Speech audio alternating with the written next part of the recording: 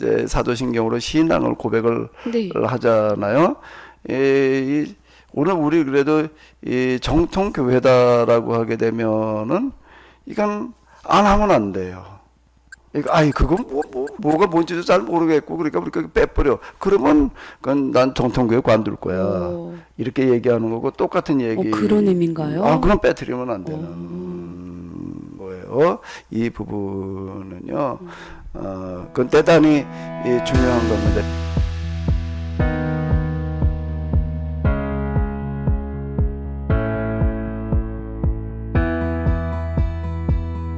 안녕하세요. 길동무와 함께하는 성서 인문학 오늘 26번째 시간입니다. 저는 사회를 맡은 진상쌤이고요. 같이 함께 이야기를 나눠주실 길동무 목사님 나와 계십니다. 목사님 안녕하세요. 안녕하세요. 네, 목사님 지난 시간에는 저희가 다소 어렵게만 느껴졌던 교리, 또 도그마 이거에 대해서 살펴보았는데요. 특히 도그마는 아주 훌륭한 역할을 했던 교리가 시대 상황이 바뀌었음에도 불구하고 그것만을 고수하다가 정통화 또는 전통 교리가 되어서 그 많은 사람을 이롭게 했던 교리가 오히려 독이 되는 역할을 했다는 게 정말 충격적이었거든요. 그리고 바로 그것이 마귀의 고도의 전략이었다라는 것에 참 놀라웠습니다, 목사님. 예. 지난 시간에 했던 거지만은 너무 중요하기 때문에, 다시 한번 조금 더 이렇게 간추려 보게 되면은 이 정통교리라고 하는 게 있거든요. 정통교리는 굉장히 중요한 겁니다. 그 만들어질 당시에는 그 교리 때문에 신앙이 유지되어지고, 이제 그러는 참 놀라운 어떤 그런 역할을 하는데, 문제는 정통교리는 그냥 보존하고 고수해야 될 대상이 아니라 그건 그 시대 상황에도 만들어지는 거예요. 다른 상황이 만들어졌을 때는 그걸 참고로 해서 다시 해석을 해야 된다. 그건 참고의 대상이지. 참고의 대상이지 무조건 지키고 고수해야 될 사수해야 될 그런 대상이 아니다라고 하는 거를 꼭 기억해야 되겠는데요. 근데 그건 과거에만 그런가 하나 오늘 우리도 똑같다는 겁니다.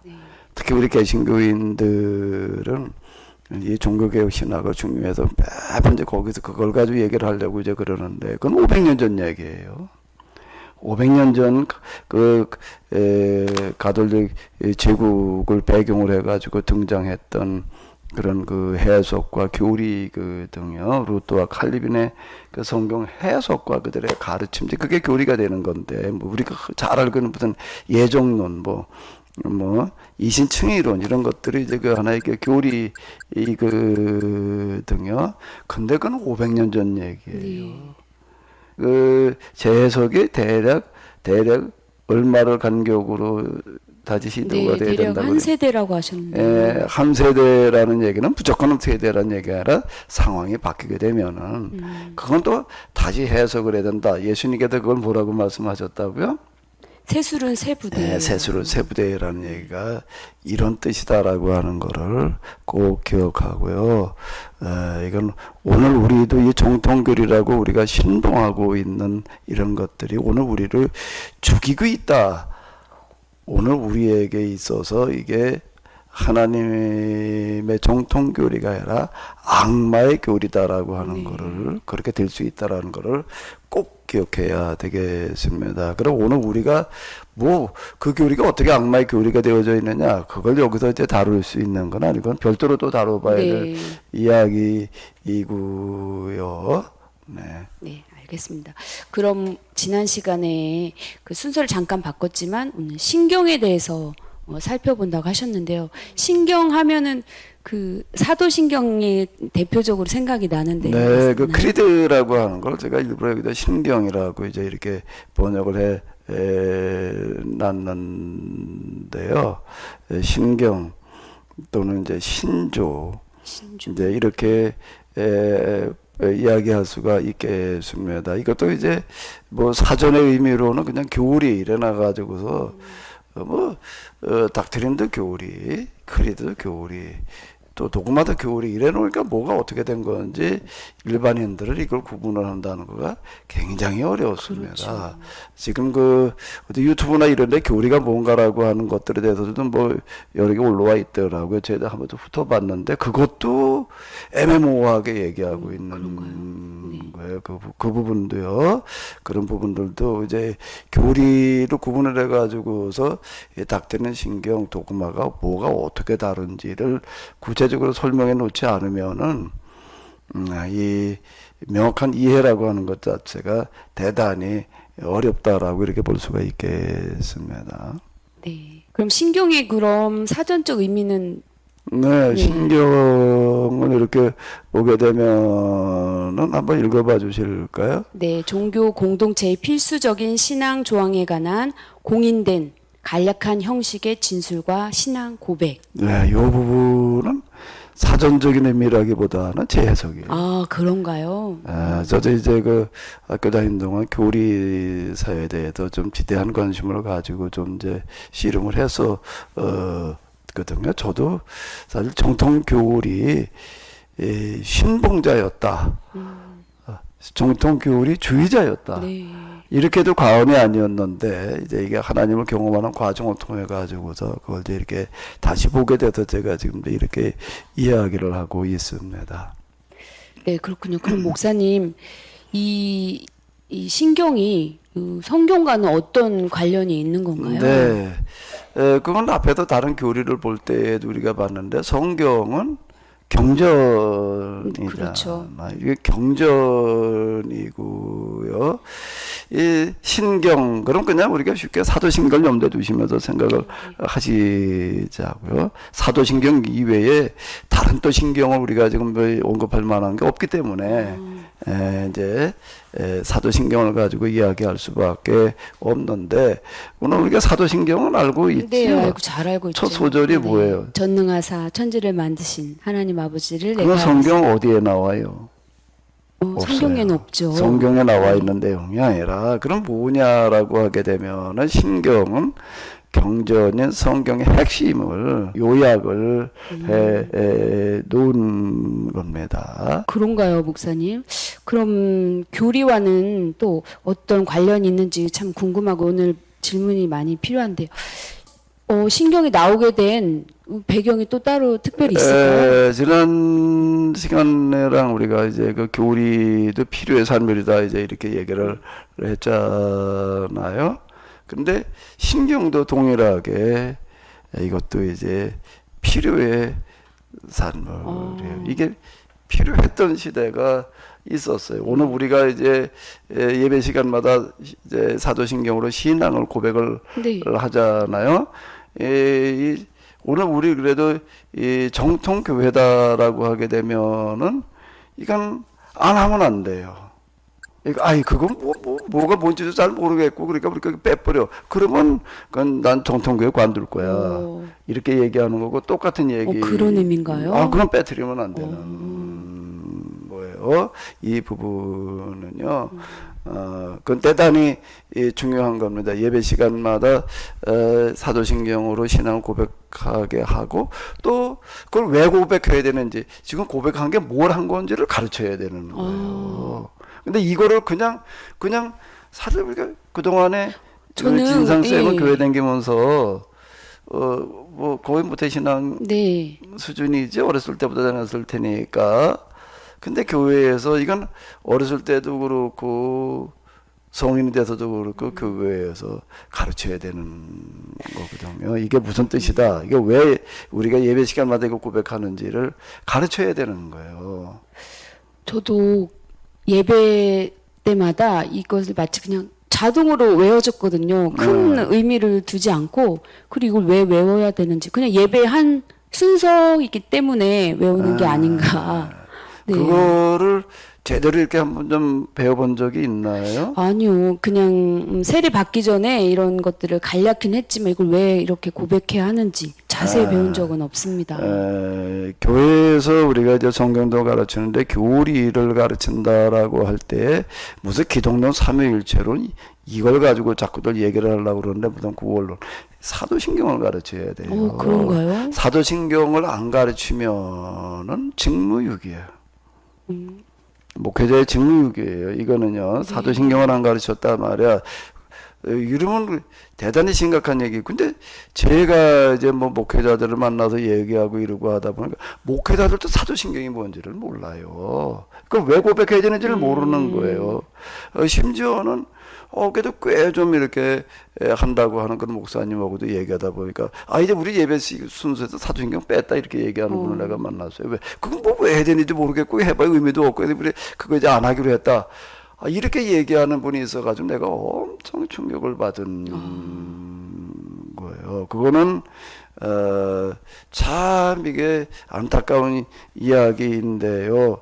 아마 교인들도 그렇지만 오늘 우리 교회에 목회하고 있는 분들도 사도신경을 제대로 이해하고 있다라고 하는 걸 기대하기가 대단히 어렵습니다. 아마 거의 없지 않을까라고 할 만큼 이제 이런 문제에 우리가 부딪혀 있어. 이게 필요의 산물. 그럼 그 시대에 어떤 필요성이 있었기 때문에 이게 만들어졌을까요? 이거가 일단 그 만들어지는 과정과 기간을 보게 되면은 아주 초기부터 시작이 초기부터라고 하는 건 뭔가 뭐 사도시대. 네, 사도시대 지금 초기부터. 우리가 가지고 있는 그 서신이라고 하는 것들이 쓰여질 그 시점부터 시작이 되어지는 건데 뭔가라고 하게 되면 이단이 창궐하는 거예요. 네, 이단. 잘못된 신앙들이 이게 뭐 얼마나 쏟아져 나오는지 이걸 대처하는 거가 굉장히 어려웠습니다. 이걸 지금 사도신경에 대해서 우리가 모르고 그 중요성도 모르고 제대로 안 가르치고 이제 그러는 이유는 지나간 교회사를 모르기 때문에 그래요. 네. 교회사에서 무슨 일들이 일어났고 거기에서 일어났던 일들 가운데서 정말 우리가 요즘 오늘 우리가 신앙생활에는 놓쳐서는 안 될 부분들이 어떤 것들이었었는지에 대해서 이해가 없다가 보니까 이제 그런 건데 그게 또 이해가 없는 게 한편으로는 이해가 돼요. 지난 기독교 역사가 몇 년일까요? 2000년. 2000년. 기독교 역사만 2000년이에요. 네. 근데 이걸 이해하려 들면 기독교 역사만 가지고는 이해가 안 되고 그 이전 이스라엘 역사까지 다 이해를 해야 되는데 이거를 제대로 한번 훑어보는 거가 굉장히 쉽지 않아요. 이게 인내력 테스트와 같아요. 네. 정말 이건 아주 끈질기게 하지 않으면은요 어렵습니다. 여기 수많은 사건들, 사상들, 인물들 이게 뭐 뒤범벅돼 가지고 나오니까는요 들어도요.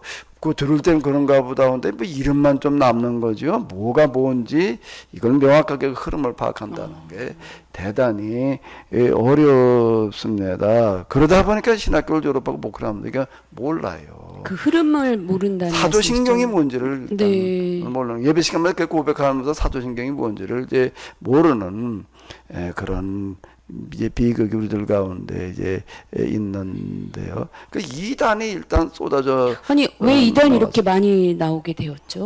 그거는 그 시대적인 배경을 우리가 이해를 해야 되는데 이제 지금의 이스라엘 팔레스틴에서부터 이제 이 복음이 시작되어져 가지고 그 당시 그 로마 제국으로 이게 확산되어져 나가거든요.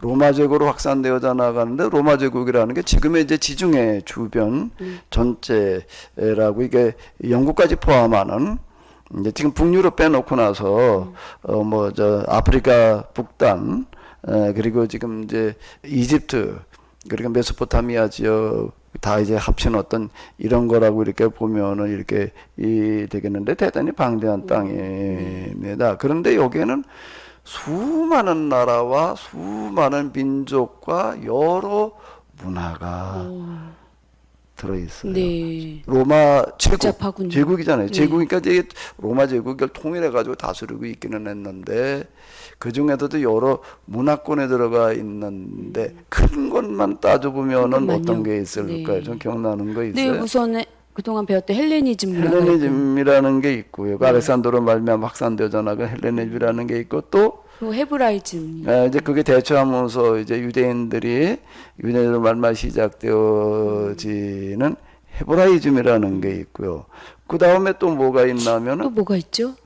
그 로마 제국이 다스리잖아요. 아, 그 로마 네. 문화라는 게 있는 로마. 거야. 그러니까 로마 제국을 만든 사람들이 라틴 민족 이렇게 얘기를 네, 해요. 그러니까 라틴 문화, 로마 문화, 라틴 문화. 이제 네. 번역에서는 로마 문화 그러지만 저 라틴 문화, 라틴이즘이라는 게 있는 거야. 그러니까 다른 뭐 여러 이 작은 문화들까지 따진다면 얘기할 것도 없고 그건 셀 수도 없을 만큼 많은 이야기이고요. 일단 세계 역사에 그 지대한 영향을 끼친 그리고 지금도 끼치고 있는 문화만 하더라도 큰 것만 그 서양 세겠네요. 문화의 지금 중심이 이거예요. 네. 그러니까 이게 들어 있는 거예요. 그러니까 이제 복음이 구약 성경, 그 신약 성경과 더불어 가지고 이렇게 확산되어져 나가거든요.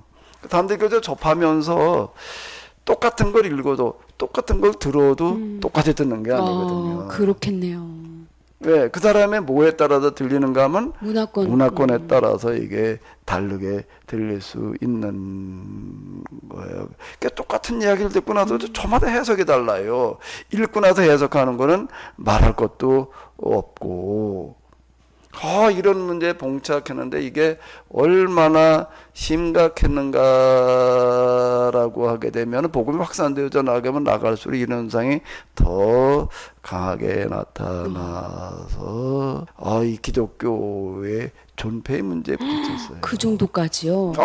그러면 기독교가 이게 초기에 만났던 가장 위험한 적이 있는데 우리는 그게 이제 박해라고 생각을 하거든요. 로마적으로도 박해받아서 교회가 이제 위기에 처했다. 물론 맞는 이야기. 근데 박해를 받을 때에는 그 위기의식, 박해의식들을 가지기 때문에 오히려 더 내적으로다가 이렇게 결집이 되어져 가지고 그걸 오히려 강화시켜주는 부분이 있어요. 그런데 이건 뭐가 문제인가 하게 되면 기독교의 핵심에 대해서 제각기 그냥 잘못 해석을 해 놓으니까 이게 기독교가 뭐가 될 수밖에 없는가 하면 여러 문화에 흡수되어져 버려 가지고 사라질 위기에 처하게 되는 게 이게 사실 기독교 초기 역사에 부딪혔던 가장 심각한 문제였어요. 문화의 힘으로 기독교가 사라질 위기에 처해 있었군요. 우리 저 한국의 개신교가 무속화되어졌다. 이런 얘기를 많이 우리는 잘 못 느끼는데 외국의 이제 이 신학자들이 한국 교회를 둘러보고 나서는 한국 교회는 한국의 토속 문화인 이 무당 종교에 많이 물들어 있다. 이런 지적들을 하나같이 지적을 해요. 그렇게 지적하는 사람도 있는 게 아니라 우리는 잘 못 느낀다는 말이에요. 근데 이건 좀 낫고요. 이 정도는 아니고 초기에는 아예 이건 기독교라고 부를 수 없는 그런 현상들이 이제 두드러지게 나타나는. 그럼 이것을 대처하는 사람들이 또 나타났겠네요. 그 대처했던 그런 그 당시 교회 지도자들이 있어요. 그 사람들을 뭐라고 부르나 하면은 교부라고 불러요. 교부요? 사도들, 예수님의 12 사도들이 이제 전하다가 그 다음 세대로 넘어가면서 이제 예수님의 제자들의 제자들을 속사도라고 불러요. 속사도. 속사도의 제자들은 그럼 뭐라고 불러야 되나? 속사도? 그건 아니겠죠. 그럼 그 다음 또 속속속 이게 이제 교부. 이제 사도 시대, 속사도 시대. 그 다음을 이제 속사도도 다 이제 교부이고 교부로 분류하기도 하고 그러는데 이제 근데 속사도 사도들의 가르침을 직접 받은 사람들이야 이제 이런 뜻이고요. 그 다음부터 이제 교부라는 말은 교회 아버지, 처치 파더. 네. 이래가지고 이제 그 영어책 같은 걸 이렇게 보게 되면 처치 파더라고 그럴 때 F자를 대문자로 써요. 대문자요. 그건 아버지라는 뜻이 아니라 이제 교부들이다. 그냥 처치라 빼버리고 그냥 파더 이렇게 나와도 이제 그건 교부를 뜻하는 걸로다가 이렇게 이제 읽히고 이 사람들이 여기에 이제 대처를 한 거예요. 그럼 저는 목사님 사도신경이라고 해서 사도들이 만들었지 않았나 이렇게 생각했는데 아니군요. 사도들이 만든 게 사도들이 죽고 난 다음에 한참 뒤에 가서 이제 시작이 되어져 가지고 이제 교부 시대 초기부터 시작이 되어져 가지고 이게 마무리되어지는 거는 400년대예요. 아, 그렇게 오랜 시간 동안 만들어졌다고요? 이 초대 교회를 이제 뭐 윌란 측량 그리고 이제 중세교회로 들어가기 전이다라고 이렇게 얘기를 한다라고 하게 되면 그 초대교회는 사도신경이 만들어지는 시대였다라고 이렇게 얘기를 해도 과언이 아닐 만큼 이게 그만큼 비중을 많이 차지한 거예요. 네. 우선 아다나시우스 신경, 니케아 신경, 뭐 이제 여러 신경들이 있다가 이제 마지막 이제 총 정리를 해놓고 이름을 이제 사도신경이라고 이렇게 붙여놨어요. 왜 그럼 사도신경이라고 붙였는지 의미가? 그거는 이제 사도들이 가르치는 거가 올바른 신앙이라는 뜻이거든요. 그렇구나. 여러 가르침이 있는 거예요. 여러 가르침이 이단적인 가르침이 아주 흥행하는데 우리가 어디로 돌아가야 되는가 하면 예수님의 직접 제자였던 직계 제자였던 사도들이 가르친 신앙이 올바른 신앙이다. 우리가 그 신앙으로 돌아가서 그걸 간직하고 보존해야 된다라고 해가지고 사도신경이라고 이름을 붙여놓은 거예요. 그 사도신경 말고도 신경이 뭐 금방 말씀드렸는데 라다네시우스라는 사람이 좀 처음에 정리해놓은 것보다 많은 영향을 미치죠. 아다나우스 신경, 무슨 신경, 무슨 여러 신경인데 최종적으로 결정되어지는 게 사도신경에 대해서 사도신경제 그거 하나를 가지고 제가 지금 얘기를 하는. 네, 교부신경이 아닌 이유는 사도들의 가르침을 받아서 만들었기 때문에 이름을 사도신경이라고 붙였다. 사도들의 가르침을 받아서 또는 이제 사도들이 가르친 그 신앙이라고 하는 건 이와 같은 거다. 이제 이렇게 정리가 된 거고요. 이게 오랜 동안 만들어졌고요. 하도 이단의 창거라는 문제 때문에 골머리를 앓다가 또 찾아낸 방법이 있어요. 네. 뭐였을까요? 그거는 우리가 지금도 이 가톨릭에서는 그 흔적을 찾아볼 수가 있어요. 뭔가라고 하게 되면 성경을 읽지 마라. 네, 읽지 말라고요? 읽지도 말고 해석하지도 마라. 교회에서 가르치는 대로 그냥 그대로 받아들이기만 해라. 이단 창궐 때문에 예, 그런 건가요? 자기가 읽고 지멋대로 해석을 하니까 이걸 어떻게 할 수가 없는 정도로, 거예요. 예. 근데 또 교회마다 해석하는 게 또 제각기 또 다를 수가 있거든요. 네. 그래가지고 이제 그 중에서 이제 가장 권위 있는 교회에서 가르치는 거를 그대로 따라라. 그래서 그런 거. 그래가지고 좀 가톨릭에 남아 교황의 교서는 그래서 시작되어진 거예요. 이단 문제 때문에 시작되어진 거예요. 그게 좀 시작은요. 그렇군요. 뭐 교회가 각자가 제각기 다 다른데 누구 말이 옳은지 기준을 잡을 수가 없는 거예요. 그래가지고 그래도 이제 그 당시 그 이제 주교들 교회 지도자를 주교라고 불렀거든요. 그 대주교 이제 그 대주교쯤 되면 이제 그건 추기용 지금 이제 추기용이라고 그러고 그 대주교의 또 대표자 이제 그 나중에 가도 이제 교황 이렇게 이제 등장을 하는데 그럼 그 교황이 해석해 주는 대로 그대로 따라라. 뭐 산하 제한이라든지 뭐 동성애 문제라든지 가톨릭은 교황의 가르침대로 따르는 거는 여기에서 나오는 전통이었어요.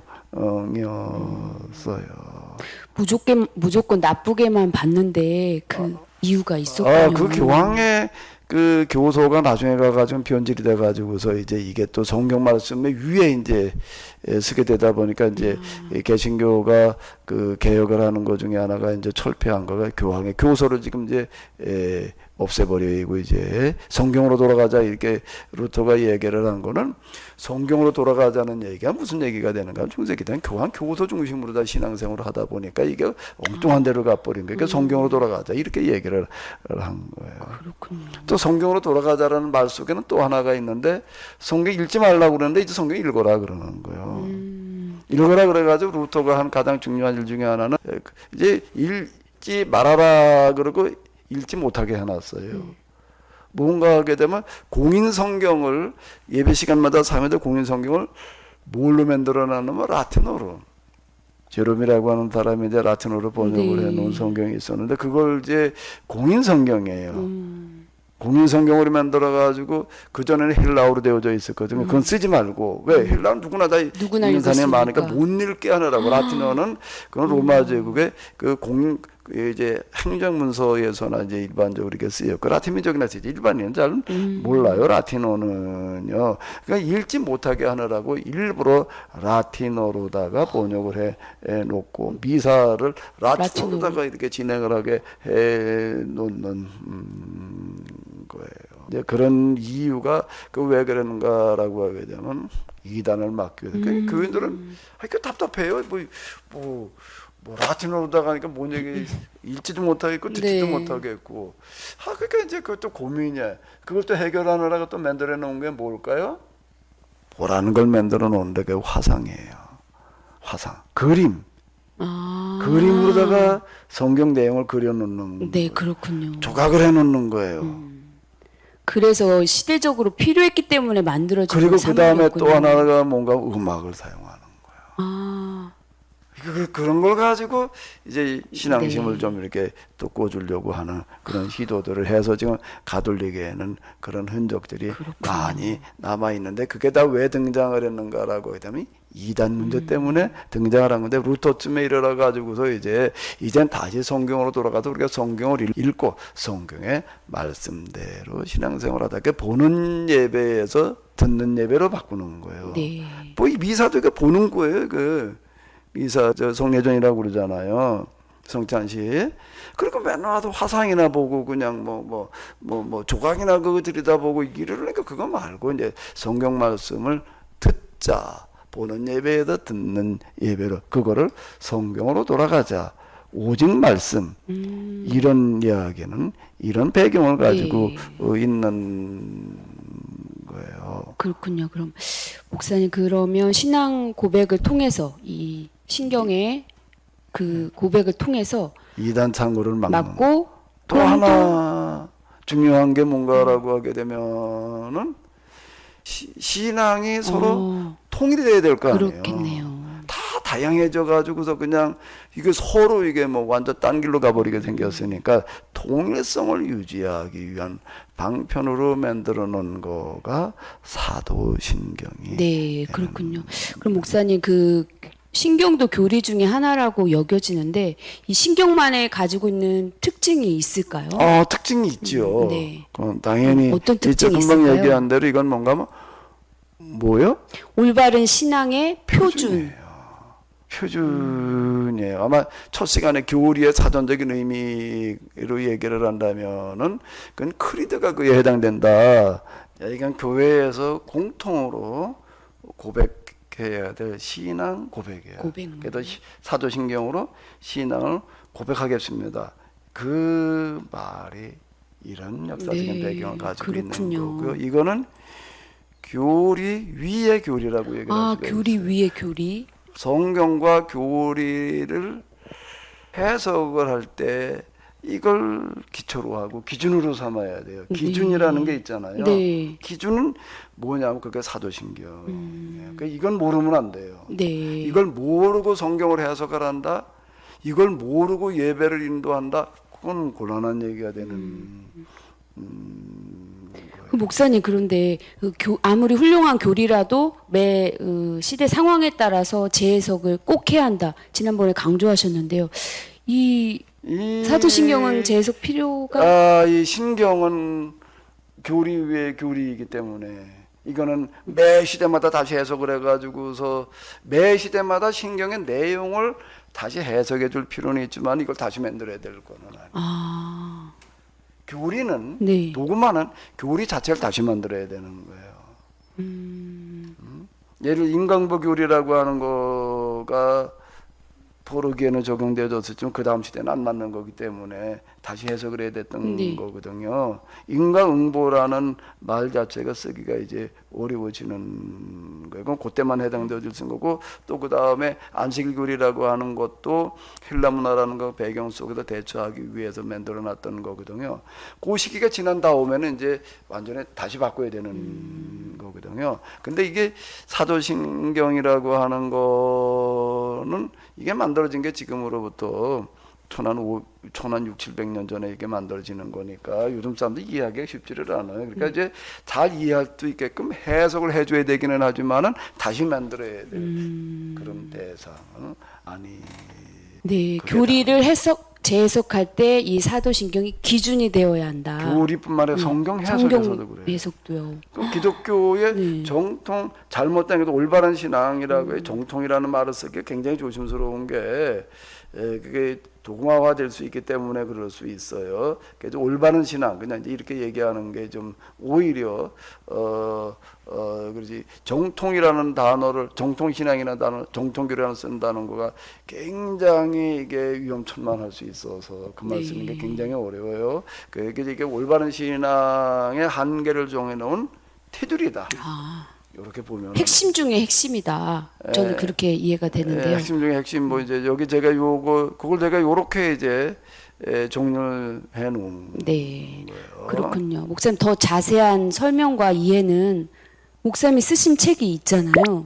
예, 이게 이 제가 책을 이제 살펴보면 이 사도신경들에 대해서 너무 몰라서 좀 제가 좀 가능한 한 간략하게 쓰느라고 하나 써놨어. 네. 독일 사람들이 쓴 그 조직신학자가 쓰는 사도신경 해설을 보게 되면요 엄청 두꺼워요. 네, 감히 읽지도 못할 것 엄청 같아요. 두껍고 그거를 하나 읽으려면은 조직신학 전체를 꿰뚫고 있지 않으면 무슨 얘기인지를 몰라요. 못 읽어요. 그 읽을 수가 없을 만큼 난해하고 어렵고 두껍고 일반 평신도들은 뭐 그건 아예 뚜껑 열어보기도 힘들 만큼 이제 어려운 책들이 이렇게 되는 게 사도신경 해설 뭐 이런 뭐 비슷한 대목들에 나오는 책들이 이제 중요하니까 이제 신학자들은 그 중요성을 알고 이렇게 써놓는데 그래서 저는 좀 아주 간단하게 쉽게 이해할 수 있는 방법을 한번 더 써봤지요. 네, 사도신경 다시 고백하기 책이죠. 네, 근데 거기 뒤에 사도신경 해석이 아닌 내가 뭐라고 그랬냐면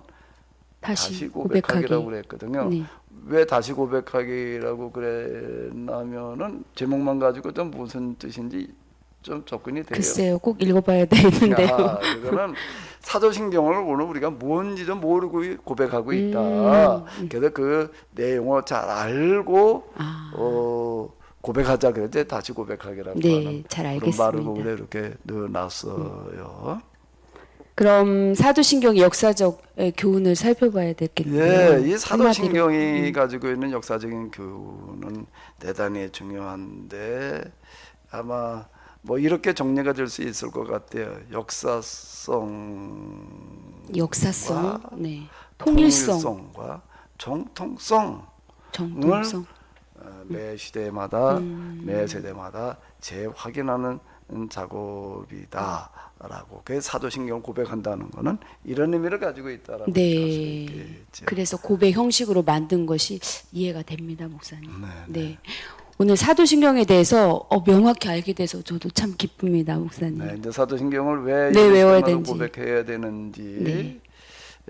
우리가 주일 대예배라고 얘기하는 시간에는 이게 빠지면 예배 순서가 성립이 안 되는 거예요. 그렇군요. 그게 아니라고 하더라도 우리 그냥 교회 예배가 아니라고 하더라도 가능하시면은 저는 이렇게 권하고 싶어요.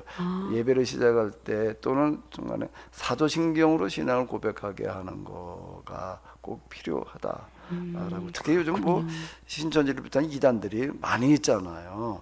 이제 이런 것들을 이렇게 대처하는 방식이 바로 이런 거였다라고 하는 걸 꼭 유념해 주시면 네, 고맙겠습니다. 오늘 큰 도움이 되었습니다, 목사님. 오늘 이야기 감사합니다. 수고하셨습니다. 감사합니다.